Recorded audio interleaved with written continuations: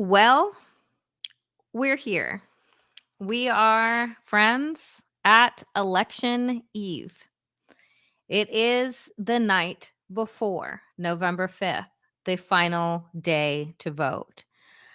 I am filled with a range of emotions, as I'm certain all of you are. And so, without further ado, let's get into it. Grab your mocktails, your cocktails, your pets, your plants, whatever gets you through, but we're going to get through it together. Welcome to the Danielle Moodie Show.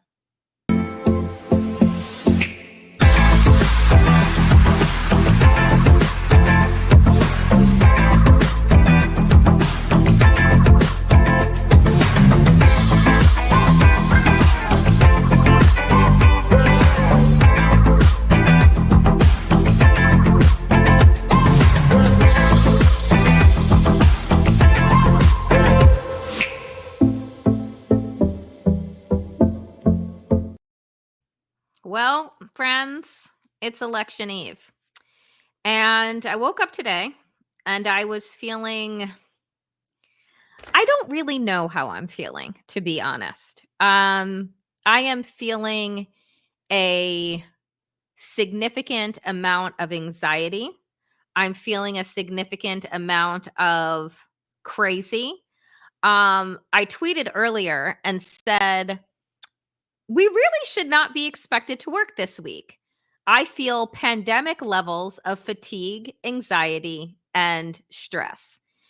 And what do I mean by that? Well, I don't know about you, but during the pandemic, you know, I couldn't go to the grocery store without needing to take like a 90-minute nap, meditation, walk after, because that's how terrified I was and how worried I was about everything and everyone around me. And I feel similarly right now. I am so worried about everyone and everything around me. And so, you know, I want to set the tone of where I think that we need to be in this mindset. We need to understand truly um how we got here and what's at stake. And I think that all of you know, and I am so appreciative to you all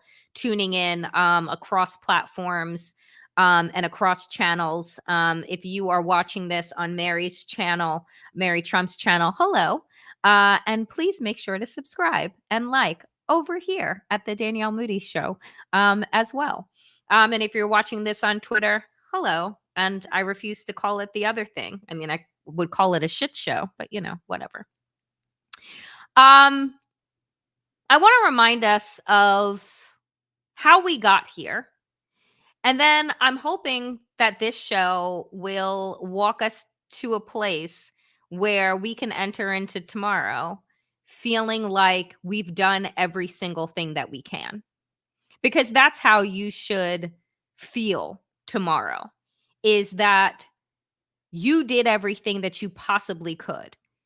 You talked to your friends, you talked to your family, you voted, you made a plan to vote, you talked to other people about making a plan to vote, you donated, you showed up here, you showed up in other spaces, you showed up in community, you shared articles and messages to tell people just how important this election is. And this is just a little bit of a reminder of where we were 4 years ago, which may not play because the gods don't love me today, and that's fine. But here is the image, folks. Where were we?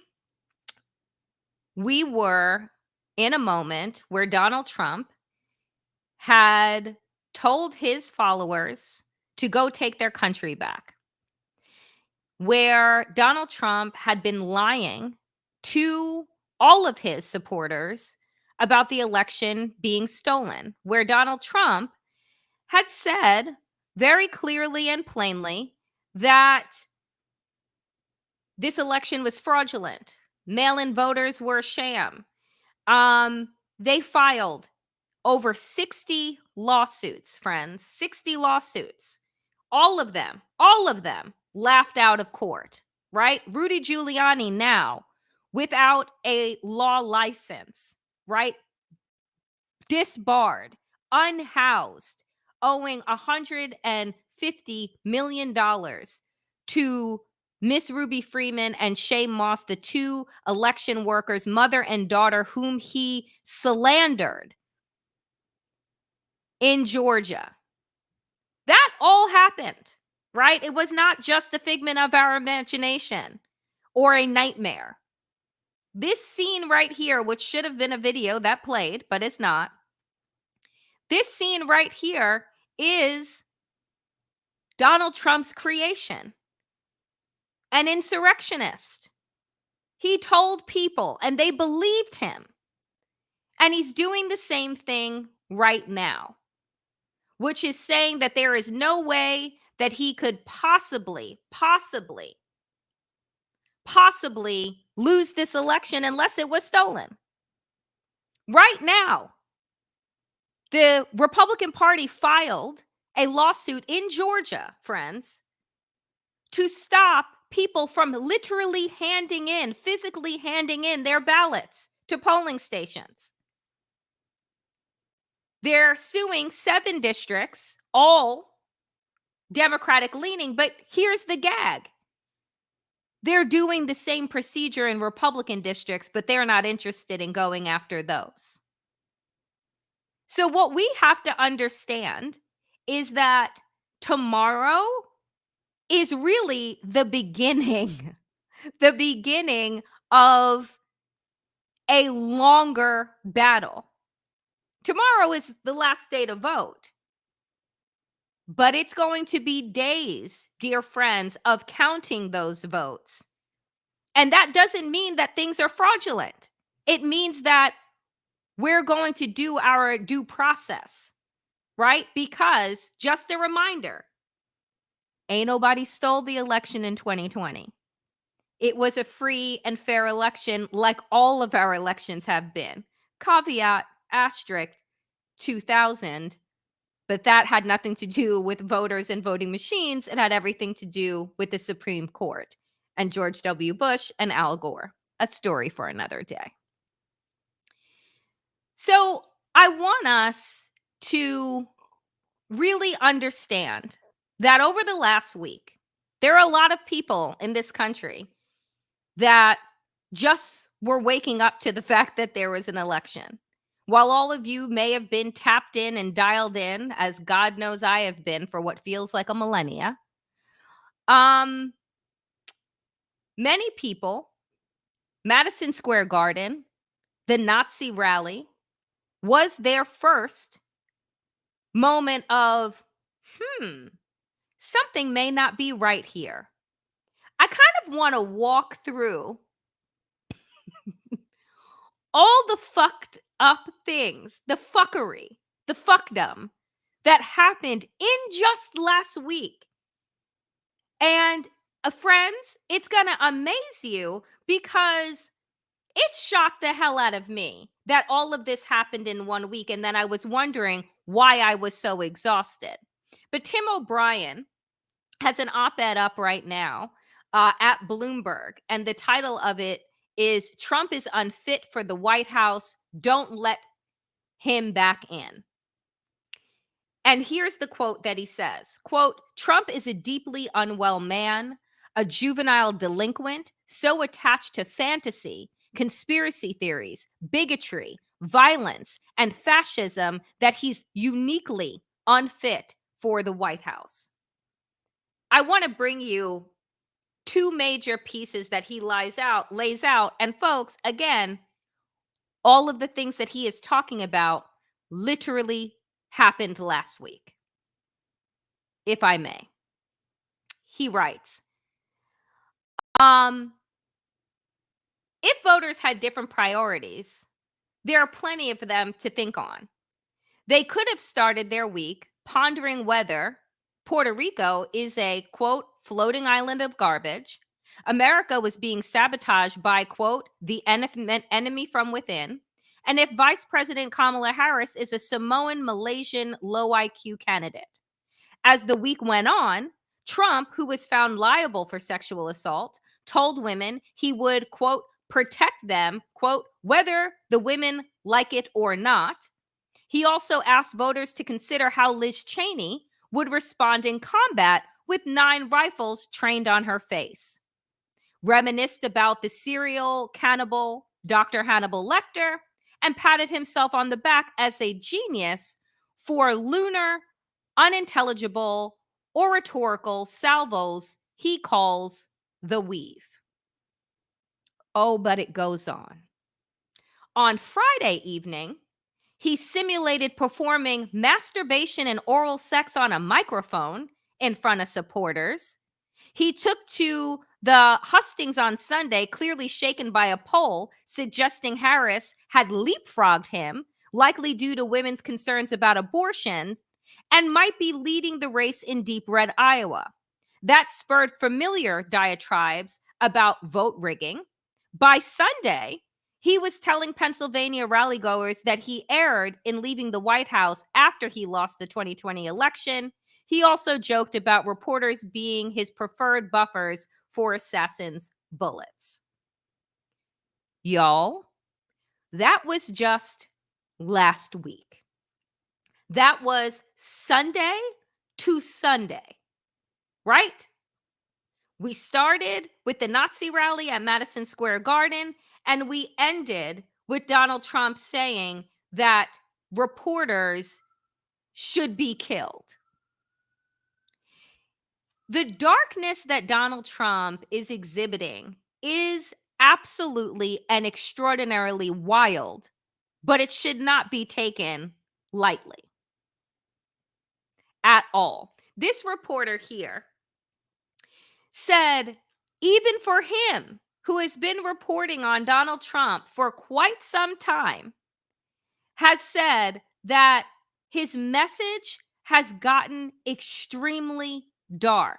So dark, in fact, Donald Trump is wearing, I don't know if you all have noticed this, a black trench coat when he gets off the plane, and they're playing, I guess, the theme song for The Undertaker as he's getting off the plane, which, according to folks on social media, is actually a funeral march.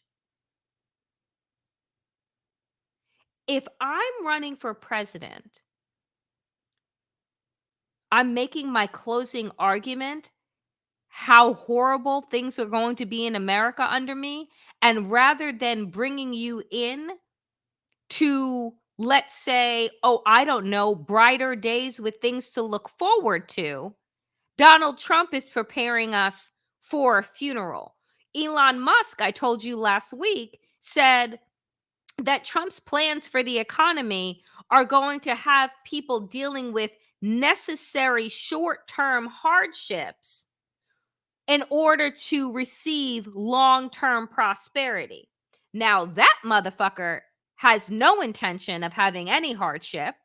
He has no intention of actually paying his fair share. He has every intention of continuing to get the kinds of tax breaks that don't even have him paying out maybe 5% of his worth.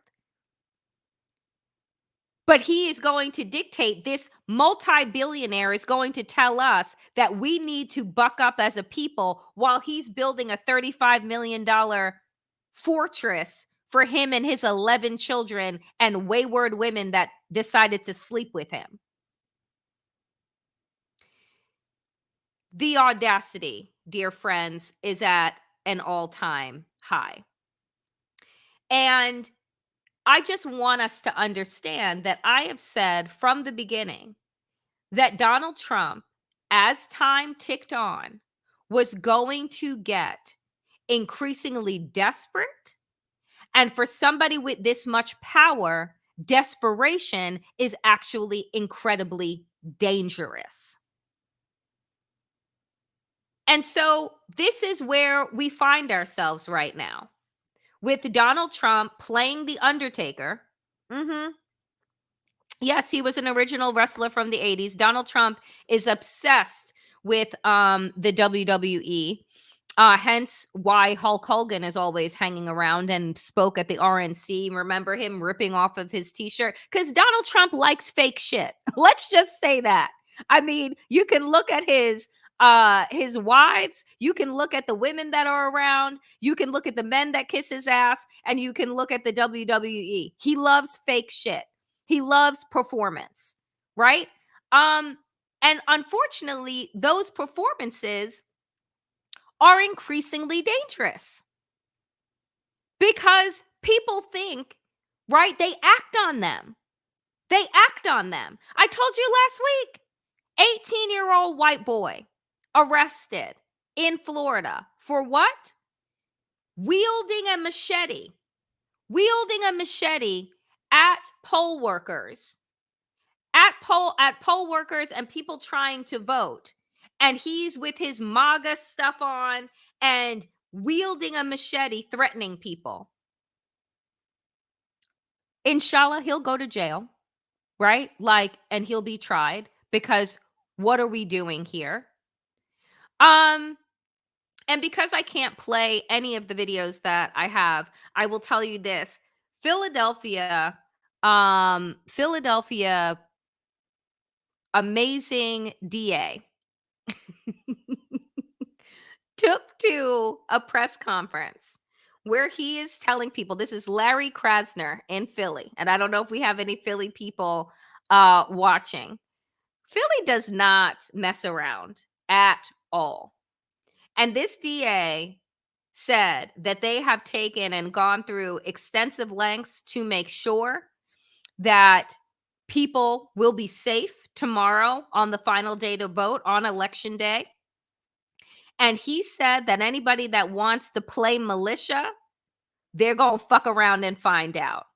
He said it multiple times over that you intimidate people, right? You want to play games, play stupid games, win stupid prizes.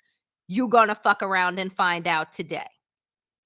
And it was gorgeous because I said, that's right. Instead of law enforcement either linking arms with these motherfuckers, right? Because we know that many people inside of law enforcement are pro-Trump and, love the ability and the green light that he gave them during his administration to rough people up. But I want to hear more people like the DA talking about, we're ready for you. We're not afraid of you. We know exactly how to handle you, right? So you want to show up with your machetes. You want to show up with your intimidating regalia. You want to show up and fuck around. You going to find out. And I just loved it. That's the kind of energy that I want, right? That's the kind of energy that we need. You know why else we need a reminder of what we are voting for as well as against? Because it's incredibly important that we recognize what we are voting for and not only against. But take a look at this.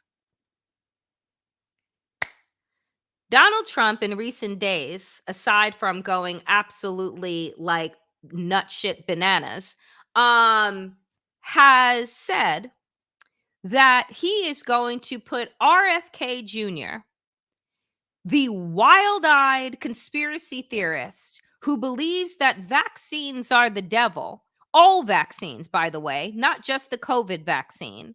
And he wants to put RFK Jr., a man that does not have a doctor or an MD in front or behind his fucking name, in charge of women's health. I'm sorry, what? Yeah, in charge of women's health. And RFK Jr. said very clearly, yeah, I'd sign a national abortion ban.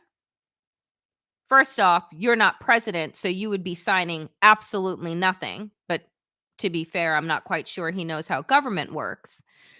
But also, this man wants to remove fluoride from water, which is used to stave off waterborne diseases. he wants to eliminate and make it illegal for us all to get vaccines, right? So any vaccine won't happen in the United States. I mean, what could possibly, dear friends, go wrong there? Only everything. Um, the man looks like he gets his information from inside of a Cracker Jack box. And this is who Donald Trump is going to put in charge of health? But I mean, these are unserious people. But the seriousness that we are up against is the fact that, y'all take a breath with me. This week, we will find out whether or not RFK Jr. becomes a part of the second Trump regime, or we kick Donald Trump's ass back to where it belongs, which is out of politics. I just want you to understand that I've been talking about this for 9 years. 9 years. I started my original show, my flagship podcast, Woke AF. I started in 2017 as a response to the election of Donald Trump, because I said that clearly America must have been asleep in order to elect this rabid, racist, and misogynist pig as president of the United States. So I said, I'm turning on this microphone. People got to get woke. They got to get educated, because I believe that the more that people are educated and know, the less likely that they are to vote against their best interests. So for the last 9 years, I have been talking about Donald Trump, educating people on MAGA Republicans and their agenda, on their lies, on their weaponization of religion, right? On their hate brigade that they have been on the targeting, on the fact that, sure, it's Haitian immigrants today, tomorrow it's Puerto Rico, and the next day it's going to be you. Right? Like, let us be clear that I am grateful. If it turns out that Donald Trump loses this election, I am going to be grateful for the white women that opened up their fucking eyes. I'm going to be grateful for the Puerto Ricans around this country that were on the fence, which I don't know how, because the man went to your island and threw paper towels in y'all's faces. So how there were even Puerto Ricans that were going to be voting for Donald Trump, I have no understanding and comprehension of that kind of fuckery. But if Donald Trump loses, if we, the people, win, then what they have done, what they have laid out, their plans for America, friends, they're not going to go away. Be clear that Donald Trump will go away, but they will find somebody younger, slicker, with less fucking baggage to usher their Christian nationalism through. So what I pray is that these last 9 years woke America all the fucking way up. I hope that these last 9 years were the alarm clock that folks needed in order to understand that our democracy does not exist, does not thrive unless we have an educated and engaged citizenry, not just every 4 goddamn years, not just every 2 years, but every year. I hope that people are not just saying that they are exhausted and want to go back to sticking their heads in the sand until, guess what? Another snake enters, right? The garden. Because these people will not quit. They will find new avenues, new cracks. And so I tell folks, like, the last 9 years were a learning experience right? Whereas an eye-opening experience, because let me tell you something, as a queer woman, as a queer Black woman, child of immigrants in this country, I didn't need to be woken up. I was woken up from fucking elementary school the first time I was called the N-word, right? I was woken up the first time that I said to my mother in high school, I thought that racism was over. And then my mother looked at me and said, "Oh my God, I have done you a grave injustice by having you believe that America is not a difficult place for people like you, people like us." And so, for those people that have been able to exist inside of this country with rose colored glasses, believing that the world is your oyster, there are too many communities in this country whose experience has been quite the fucking opposite. But what Donald Trump and MAGA Republicans did over these last 9 years is that they basically said anybody can get it. We're coming for Black folks. We're coming for women. We're coming for trans kids. We're coming for the LGBTQ plus community. We're coming for people with disabilities. We're coming for gender studies. We're coming for your books. We're coming for your uterus. We're coming for everything. And so those of us that have always lived our lives on high alert, right? We were like, so we told y'all. They can use euphemisms, right? They can say, like Reagan did, oh, this is a war on drugs. The fuck it is. You're arming the very friggin' drug lords that are coming into this country pushing dope. What are you talking about? It's a war on Black people, right? Oh, the welfare queen. Who gets more welfare in this country? Poor white folks, right? Like, Donald Trump just put all of the dog whistles on a bullhorn and said, I don't give a fuck. Who gonna check me? Right? Like, that's what he did. And because of that ego, because of his audacity, people opened up their eyes and said, wait a minute. And then there was the final blow.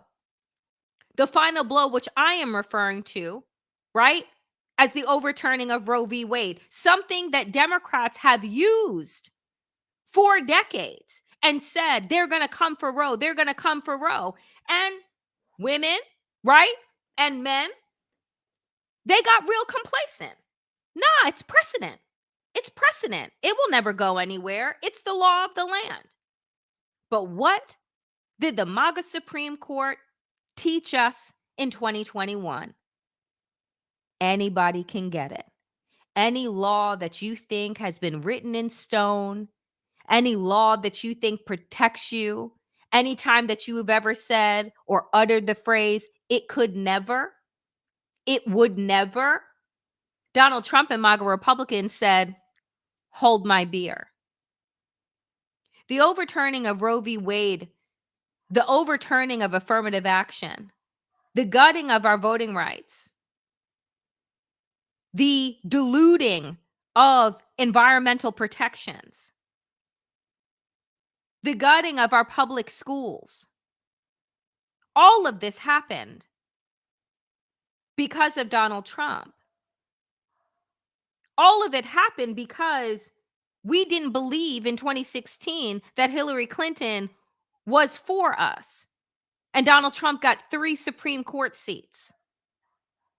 So the thing that we have learned, I pray collectively over the last 9 years, is that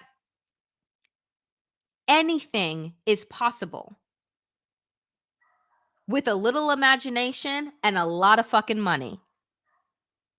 That is what Project 2025 is.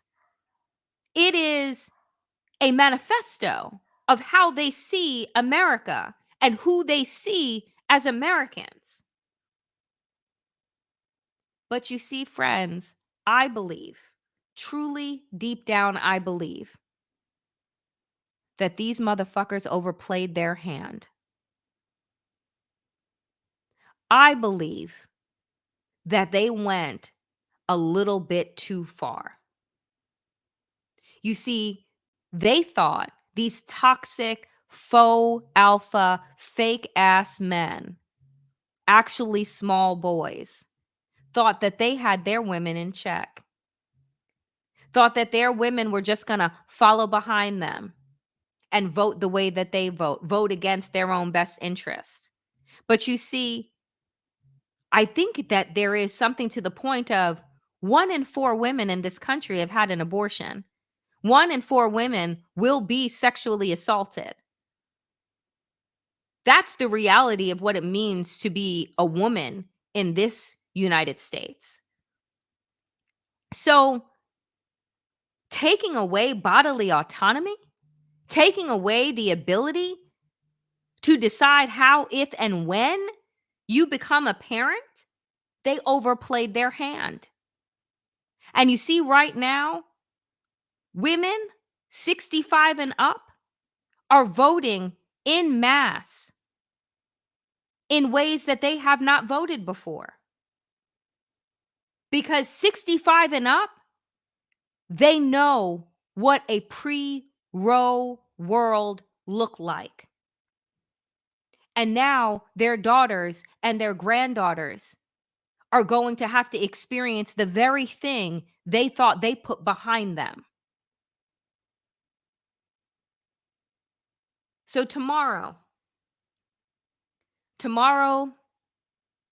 is our day. It is the day when the last group of Americans will decide who they are pulling the lever for. Is it for a petty, small, misogynist, racist dictator? Or is it for our future? Is it going to be an America that we know is never going to be perfect, but that each generation has the opportunity to perfect it, to push it, to stretch it, to expand, to fit all of us? Is that what we will see at the end of this week? I want to prepare you for a couple of things as I close out today. This is what the Harris team is expecting: that tomorrow night, there will be near complete results from Georgia, North Carolina, Michigan, Virginia, Florida, Ohio, Colorado, Pennsylvania, Wisconsin, and Arizona. Wednesday AM, most of Wisconsin, Pennsylvania, and Michigan should be in. Folks, a reminder that 2020, we did not know who won until that Saturday. We know good goddamn well that Donald Trump is absolutely going to announce that he has won before the polls close, before the final votes are tallied. Do not betray your faith in our system, in each other, in lieu of what this motherfucker is going to try and set up. And yes, I'm dropping a lot of MFers today. Sesame Street reminds us it's okay to feel anxious. It is okay to feel terrified and scared and nauseous and worried. But I want to remind us as I close out, from July to today, this woman, Vice President Kamala Harris, has won the most incredible campaign I have ever seen in my professional career. It was flawless. They left no stone unturned. They left no group right on the curb. They talked to everyone. They brought in everyone. They connected with everyone. This is something for us all to be proud of. It was incredible the way that Kamala Harris hit the ground running the day that Joe Biden stepped aside. It is something that I pray we look back on and celebrate and is studied for how campaigns should be run in the future, how they can inspire and be joyful and hopeful and exciting, because that's what politics should feel like. It's why I went into politics. The opportunity to help people on such a massive scale, the opportunity to change people's lives. That's why she got in to politics. That's why she does the work that she has done. And if you have not watched the ad that they dropped today called Mother, that I can't play right now, but is voiced by Viola Davis, please go and watch it. It brought tears to my eyes this morning. And finally, if you find yourselves tomorrow waking up feeling super anxious, I'm dropping in the chat. There is a massive phone banking that will be underway tomorrow, starting at 10 a.m. And so I've dropped in the chat. It says Mary Trump Media. I've dropped it in the chat. It is a Google Doc for folks to be able to sign up. If you are feeling anxious tomorrow, you're feeling worried, folks, go do something. Go knock on doors. Go text message. Go connect with folks. It is going to be a long few days. And I encourage everyone to be in community with their people. Right after this, I am headed home to Long Island to be with my family for the next several days. My birthday is on Sunday. I can't even think past tomorrow. I am like, I can't see anything past tomorrow. So I will be here with you. So some programming notes. I am live tomorrow, 5 p.m. Eastern. We will do Town Hall Tuesday tomorrow. So come with your questions, but do not ask me who's going to win the election, because I am not a soothsayer and I do not know.